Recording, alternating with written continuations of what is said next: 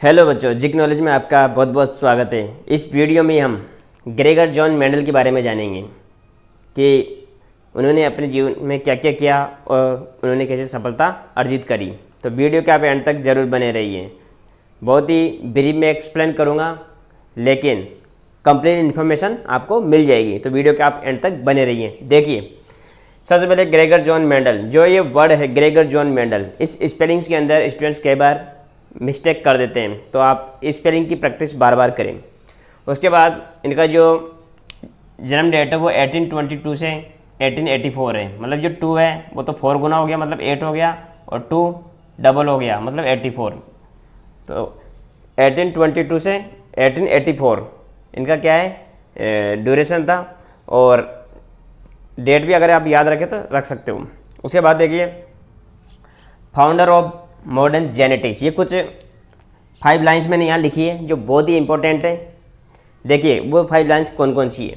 सबसे पहले आता है फाउंडर, मतलब फाउंडर का मतलब फादर ऑफ मॉडर्न जेनेटिक्स। जो मॉडर्न जेनेटिक्स है उसके कहते हैं फाउंडर थे, मतलब फादर थे।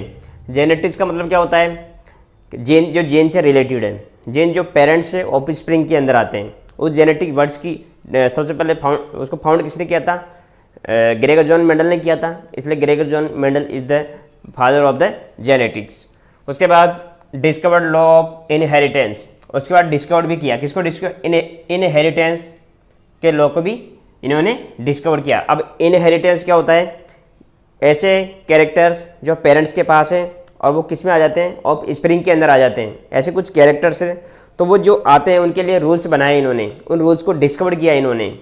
और ये रूल केवल कहाँ से डिस्कवर किया इन्होंने, किस पे काम किया, through experiment on P plant. इन्होंने पी प्लांट पर काम किया, क्योंकि पी प्लांट की क्या है कि ड्यूरेशन क्या है उसका बहुत कम था, मतलब बहुत कम समय में उसके अंदर उसके जो ऑफस्प्रिंग बहुत कम समय में बन जाते थे। तो उन पर इन्होंने प्रैक्टिकल किया। उनसे करने के बाद जितने भी क्रॉप्स है, जितने भी एनिमल्स है, उन सब का इन्होंने पता लगा लिया। उसके बाद तो याद रखें कि किस प्लांट पे काम किया था, पी प्लांट पे काम किया था, जिसको पाइसम सेटाइम बोलते हैं। इसका साइंटिफिक नेम क्या है, पाइसम सेटाइम।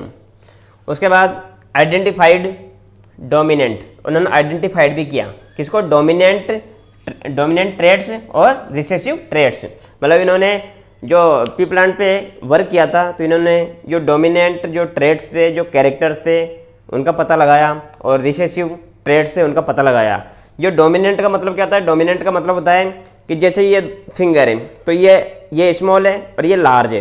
तो जो स्मॉल फिंगर है इसका ये इफेक्टिव नहीं है, और जो लंबी है, जो बड़ी है, लार्ज है, ये इफेक्टिव है। तो इसने अपना कैरेक्टर शो किया, तो ये क्या हुआ, डोमिनेंट। और ये छोटा है, ये क्या हुआ, रिसेसिव। ये क्या हुआ, रिसेसिव। तो ये रिसेसिव ट्रेट हुआ और ये डोमिनेंट ट्रेट हुआ। उसके बाद देखिए, ऐसे इन्होंने कई तरह के इन पे कलर का भी देखा, इन्होंने शेप का भी देखा, हाइट का भी देखा, साइज़ का भी देखा। इन सब पे इन्होंने अलग अलग 7 कैरेक्टर्स पे काम किया था। तो उनके अंदर इन्होंने डोमिनेट और रिसेसिव दोनों को देखा।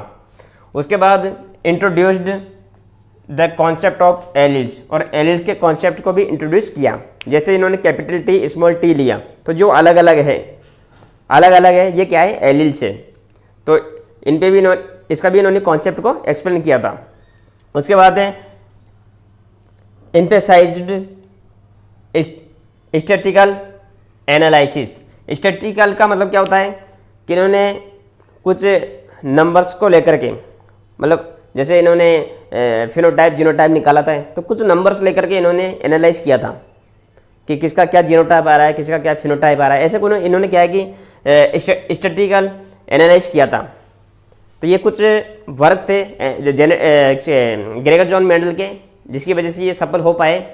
और जब भी आपसे ग्रेगर जॉन मेंडल के बारे में जाने, तो ये हमेशा आपको याद रहने चाहिए, और इनकी सफलता का रीज़न भी यही है। अगर आपको वीडियो समझ में आए तो आप इसको लाइक, शेयर और सब्सक्राइब कर दीजिए। Thank you.